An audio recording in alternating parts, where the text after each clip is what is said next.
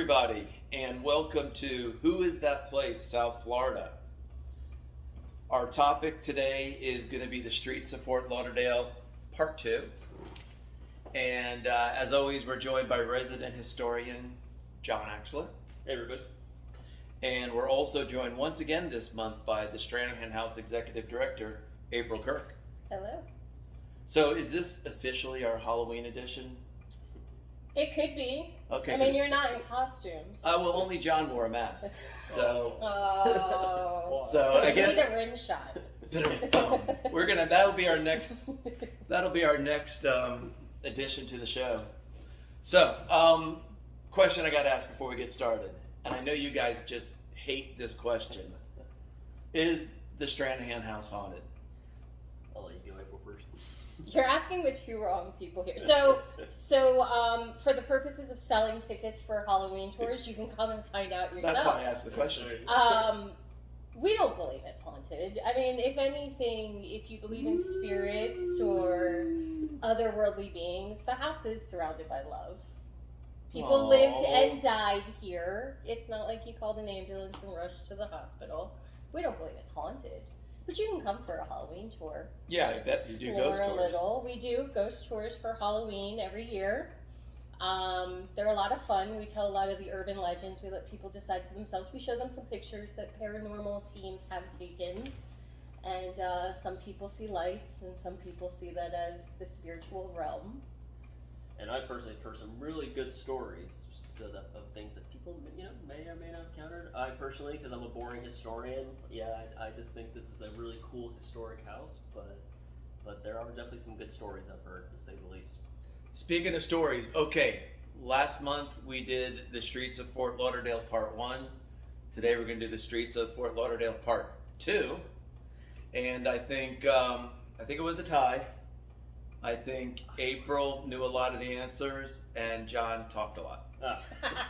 True. Don't be surprised that I knew a lot of the answers. That's right. So I'm not just a bureaucrat. So look, we also upgraded. We went from a stopwatch to a tablet. So you guys have 2 minutes to give the answer on the street. And are we ready for Who Is That Place? Wait, South Florida. Only 2 minutes? It'll feel like more. Okay, good. That's why the numbers are big, so you can Right. see it. Okay. Are you ready? Our first street is Commodore Drive. Whoa. And you say it's not haunted? I think the Commodore is with us, right? Yes, the Commodore would like to answer. Hi there, I am the Commodore. Okay. I don't know why I'm giving him an Irish accent, he's an Englishman. But Commodore Drive is named after Commodore A.H. Brooks. He was like a really big promoter back in the early 20th century Fort Lauderdale. He was born around the same time as Frank, so like 1860s era. Went to New York, did the whole advertising game, and then settled in South Florida like a lot of us do. And he. But where is it? Oh, it's located. I'm still lost. Yeah, it's I need a located. map. It's located near. I think near not too far from Avenue of the Arts, I believe that street. Watch, I'd be very wrong about It's that. a north-south street, I know that. It's a north-south street somewhere over Sailboat Bend area. Yeah, because he had his home there in Sailboat Bend. Now So I you'll have to show go a drive map. around and find it. Yes, I will show a map probably right above here, where my finger is, showing exactly where the road exactly is. But yeah, that's who it's named after, Commodore Brooks. He What is a Commodore? so he was not a military man at all. Okay. He was basically in charge of a yacht club, and apparently he was in charge of multiple yacht clubs. So when you're head of a yacht club, you get the title Commodore. There's still Commodores today. That's At right. the Fort Lauderdale Yacht Club. And I know Lionel Richie was one. Lionel Richie was a Commodore, or are you thinking of Grand Marshal for Winterfest? No, I'm thinking of Lionel Richie from the Commodores.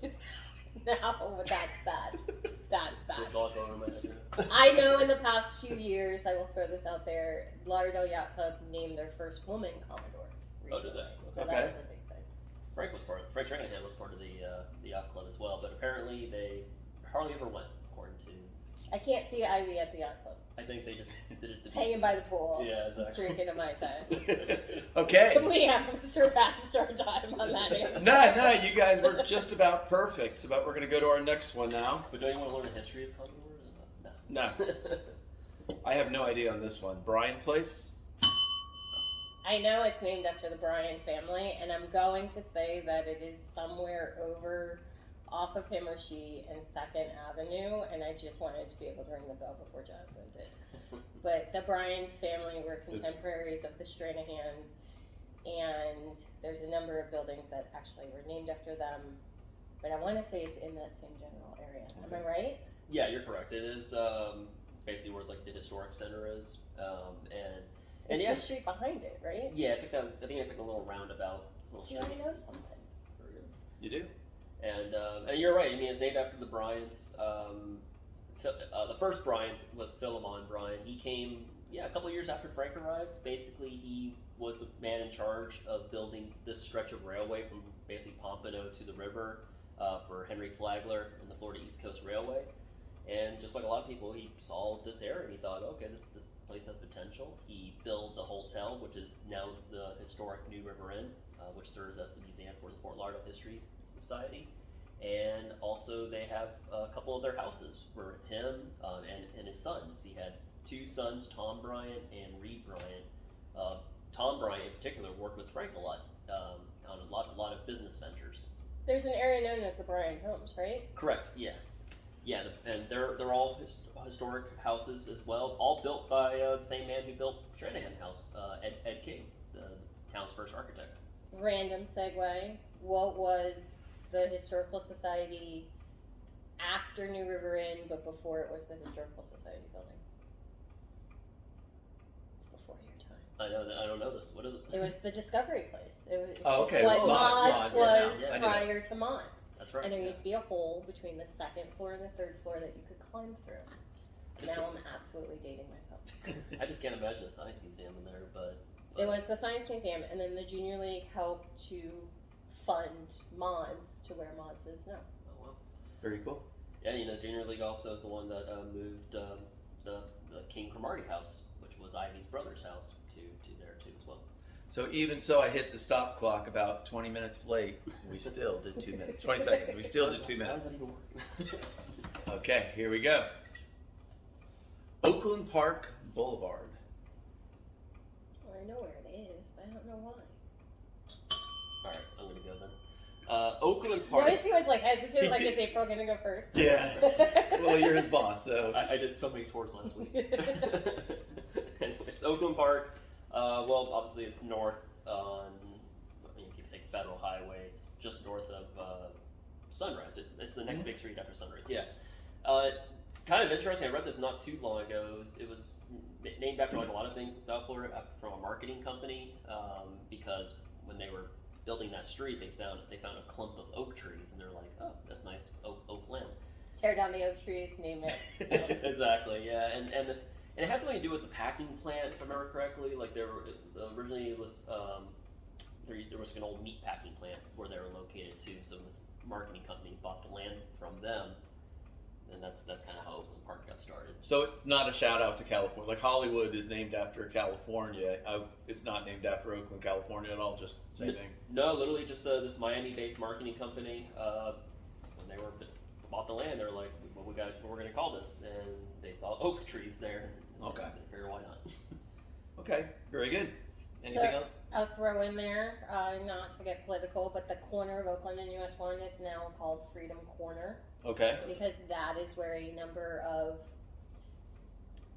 I don't want to say protests, but people showing their different political affiliations tend to meet at that and I don't know why that has become that main intersection, but they do refer to it as Freedom Corner.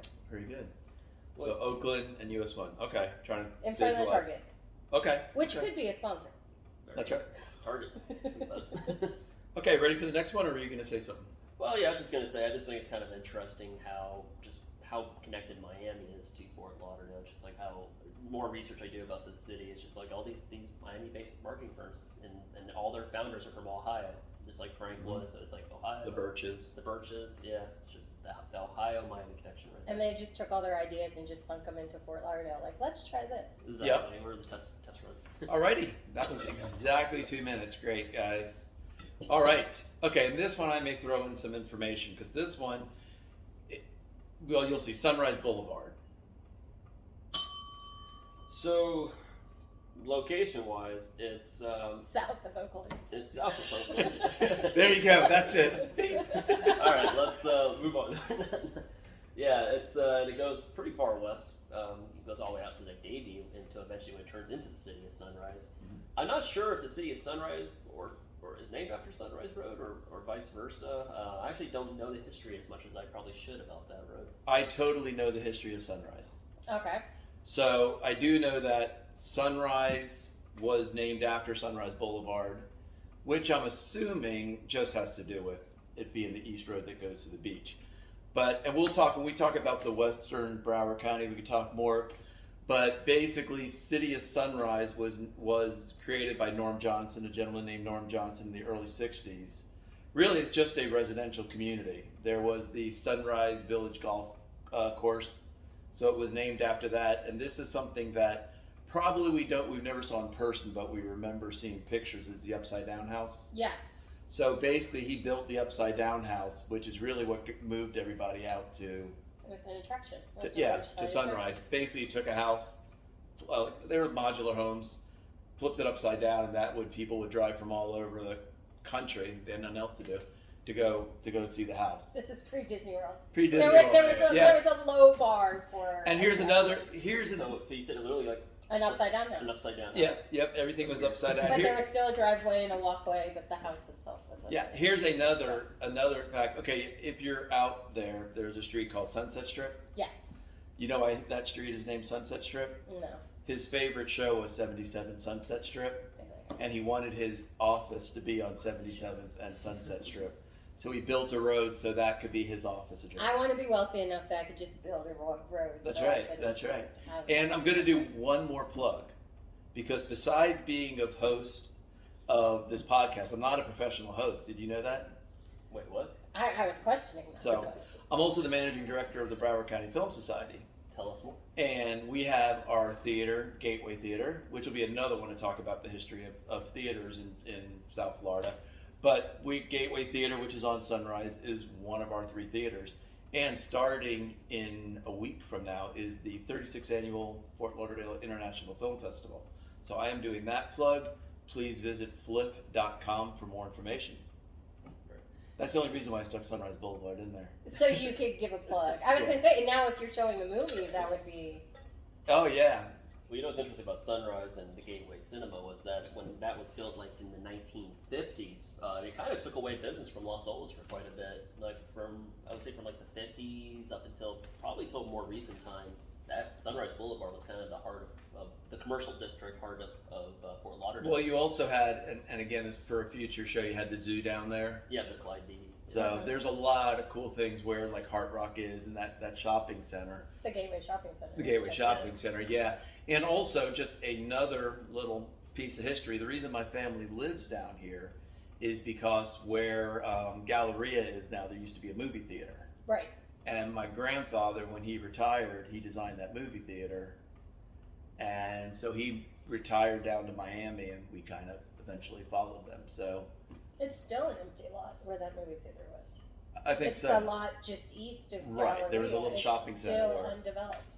That was actually a pretty, from an architectural standpoint, like that's been recognized other places, that way that shopping center where the movie theater was built, because it was like tri-level, I think. Okay, yeah. But it was exterior tri-level. It had that great mid-century model. That's cool. Yeah, no, definitely. I remember it being like real mid-century, but back then we just called it new.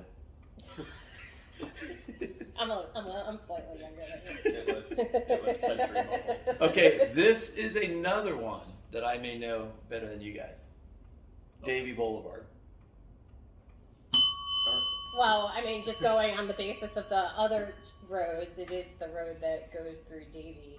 I don't really know, actually, the designation of the name Davie or where that came from. I know the Griffin family was pretty influential. in the building of Davie, which is where you get Griffin Road and Griff's Western Wear, Right. and we actually have a connection to the Griffins here, Take away his. staff-wise, not necessarily through the Stranahans. But I actually, off the top of my head, don't know why Well, it's called Davie. And again, we won't talk about it a lot because we'll do one eventually on the western part of the county, which is Notice where. he's not timing himself. No, and I took John's bell. That No, makes sense all the time. basically, and I'm going to give the 2-second one, is Davie was originally called Zona. Yep. Because Okay, that I knew, a yes. lot of the people who built the canals were a lot of the same people that built the Panama Canal Zone. And R.P. Davie, that's his, I don't know, it's just always R.P. Davie, was the developer who basically purchased all the land and built the town of Davie. So we'll just leave the rest of it for a future show, but and Davie was pretty far west back in his But day. interesting for South Florida, though, is if anyone's watching from anywhere else where maybe there's a little longer, heavier history, is that a lot of our places are really named for the developers, or someone just thought it would be cute to name that, versus years and years ago, these people came and settled here and Right. farmed this land, and ours is really people bought these tracts of land. I mean, you think about all of them. Plantation, Sunrise, Tamarack, Coral Springs, Oh, yeah. they were all just developers building planned communities. Right, exactly. I definitely think we should do a city and town episode very soon. 'Cause Yeah. No, I definitely want to do it on the western, and maybe we can get one of the commissioners from that area, one of the mayors from that area, because for a lot of people that live in Fort Lauderdale, they don't really know about the western suburbs. And also, what's interesting about the western suburbs, and I think we talked about it in the last one, is also the Native Americans that lived out there and ultimately came to the Stranahan House. Right. That's why we have things like Pine Island Road and areas like that out there. Another topic for another show, correct? Correct. Correct. Okay. And, okay, this is one I know. This is a Fort Lauderdale one. Cooley Avenue. That one I definitely know. So, speaking about early pioneers, Cooley Avenue is named after William Cooley. And William Cooley, you could almost say, would have been maybe the Frank Stranahan before Frank Stranahan, meaning he was like the almost founding father. Frank Stranahan, he's considered the founding father of Fort Lauderdale because modern Fort Lauderdale started when Frank arrived, but there was a settlement here decades before the Stranahans, and it was called the New River Settlement. And Cooley was kind of the guy. He was the leader. He was from Maryland, came here before Florida was even a U.S. territory. It was still Spanish colony when he first arrived in Florida in the late 18 teens. And then when it became a U.S. territory, there was early development. The idea was to turn Florida essentially kind of into both a plantation society as well as a wrecking community. And for those who don't know what wrecking is, it's basically people who are salvaging shipwrecks that off the coast. That's where Key West got its start. It's from shipwreck salvage. And Cooley was the leader. He was the justice of the peace. But the thing about Cooley, though, what he's most famous for, unfortunately, was that at the very beginning of the Second Seminole War, sadly, violence took place on this community, and sadly, his family was killed. There is a whole backstory to that. I'll be happy to tell you guys more if you so desire, but yeah, that's kind of what he's more known today, though. So there's a difference between Cooley and Coley. Yeah. So there's Coley Hammock. Yes. And so where did that name come from? So Coley Hammock is named after a man by the name of James Coley. He was another developer in the 1880s, 1890s. There's a big canal system that kind of stretches all the way from Maine to Florida. It's not all connected, but the idea was to create this big intercoastal canal throughout the eastern United States, and so they wanted to do the same in Florida. They were pretty successful. There's a lot of it was developed, but Coley was sent down by the Florida Canal and Transportation Company to do the initial dredging and work on here, and him and his workers were camped out where Coley Hammock is today, which is east of Las Olas. Yeah. Okay. But what kind of sorry, there's a fun fact though, and I'm gonna say it. You gotta dig them and stop. For the longest time, though, people thought that Coley and Cooley were the same person, and it wasn't too uncommon. People be like, the Coleys. It was Coley's family who was killed in the Seminole War, and actually, even on our own property, on our historical marker that we inherited, It actually did say Cooley, but we corrected it. It was actually Cooley, so that's where the confusion comes from. Which is an interesting side museum type story for another time of how do you fix a historical marker, and we had to find a company that could custom make letters. Oh, interesting. So we could scrape them out and replace them to fix Cooley, which is L-E-E, to Cooley, right? L-E-Y, I think, right? No, reverse. It was Cooley Cooley to Cooley. to Cooley, Yeah. yes. And I know you're on the what is it, the Broward County Historic Commission, or you're on Broward County? Broward. Yeah. Aren't you guys working on putting up some new signs? Isn't that one of your goals? Oh yeah, I mean that's definitely one of our goals is to try to tell more of the history of Broward County, just so people, could learn more about this community. There's a lot of new arrivals every day, and it's very important that we kind of let them know that there's these interesting things that happen here. Okay, this one I'm going to keep you on task at 2 minutes because because it's one that you could talk about for a long time. Oh Lord, And- it's about baseball. No, it's not about the Denver Broncos either. Okay, no, but this one does have a long history. So, but I'm going to keep you to task because we're almost running out of time. After this, we're going to do a lightning round. Brickell Avenue. Oh, darn it. Brickell Avenue is, so we've kind of talked about this area a little, it was the main street. It's over on the west side of the railroad tracks.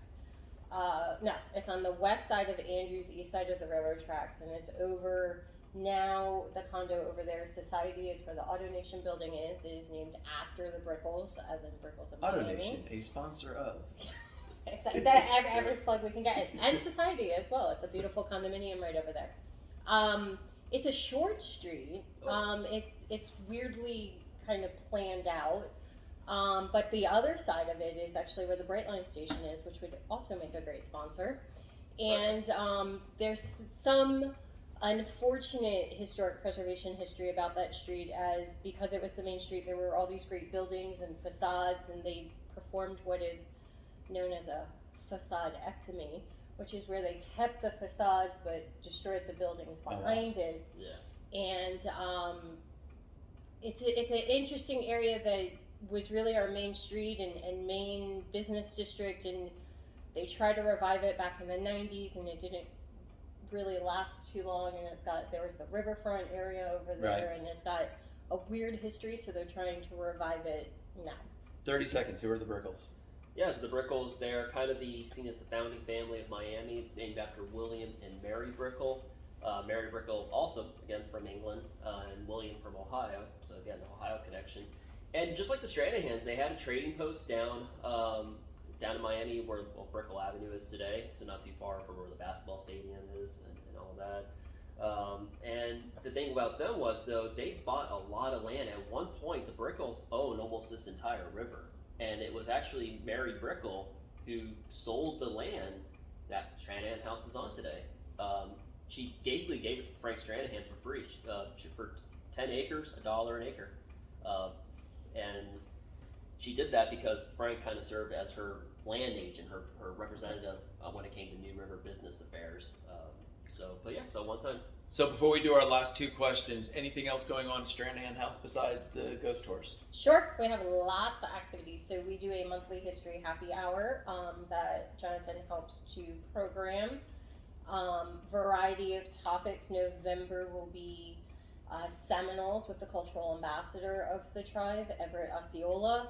We take a break in December because we're very busy doing Christmas programming. In fact, we will not be able to be sitting in this spot because there is a giant tree here during the month of December. We do a lot of Victorian Christmas programming for family nighttime tours. We'll return with history happy hours in January, as well as our annual holiday hangover. And then in the spring, we do a fundraiser called the Pineapple Jam. Alrighty. There's always something going on. Okay, are you ready for the ever exciting lightning round? I am ready. Please stretch. John, you're gonna have to do a little graphic that says lightning round. Like a really bad 80s Right, lightning exactly. round. Okay, I can do that. we got 2 more questions here. 3 more questions. Ready? It can't be so lightning with 2 No, it's gotta be quick. It's gotta be quick. Ready? 1, 2, 3. Military Trail. So Military Trail is, I think, one of the coolest trails because it is actually Because the it's trail. military. Well, In the ranking of trails, Okay, this is military like- trail is my favorite. Okay, our lightning round is getting slow. Go, lightning round.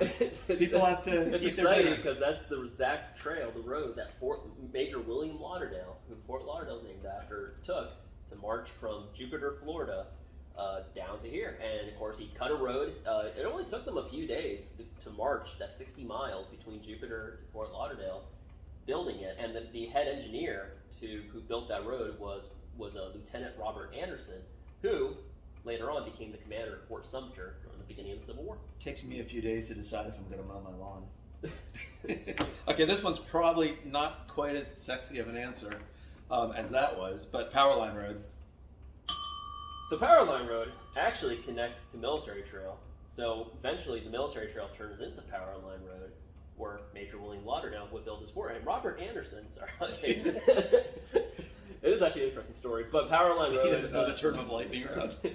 Speaking of No, he doesn't. speaking of lightning, though, electricity, that is the road when they built the power line. It's more of a road, honestly, for Palm Beach County than it is really for Broward. Well, but it comes all the way down to Broward Boulevard. It does, but the origin of the road. So is all the from Palm Beach. businesses now along Powerline Road go, this guy just kind of said we weren't that important. You guys are important, though. They may be our sponsors. Powerline Road is sponsored Fort No, I mean the business is on Powerline Road. But the quick answer to what is Powerline Road is the road where the power lines are on. And also where Fort Lauderdale, Major William Lauderdale marched. Yeah. Very last one for this edition of Who Is That Place, South Florida, Middle River Drive. Middle River Drive, actually, it goes through, and I was trying to think of the neighborhood. So it kind of goes from 13th Street, winds around a little. It covers a little bit of Wilton Manors as well. It's not just Fort Lauderdale, but it is where there's an offshoot of the river and the intercoastal in that area. And I think that's really just was a neighborhood. It's the Middle River neighborhood, which is where they moved Annie Beck's house to. When you think about it, is really far distance for them to move that house from Las Olas over to Middle River area. There's now a park there, and the house has been restored, and it's a blooming neighborhood. Middle class, working families. Yeah, no, it's He couldn't stand it. I actually do drive by that road quite often. I do drive by the Annie Beck house, and yes, it is they moved it so far away.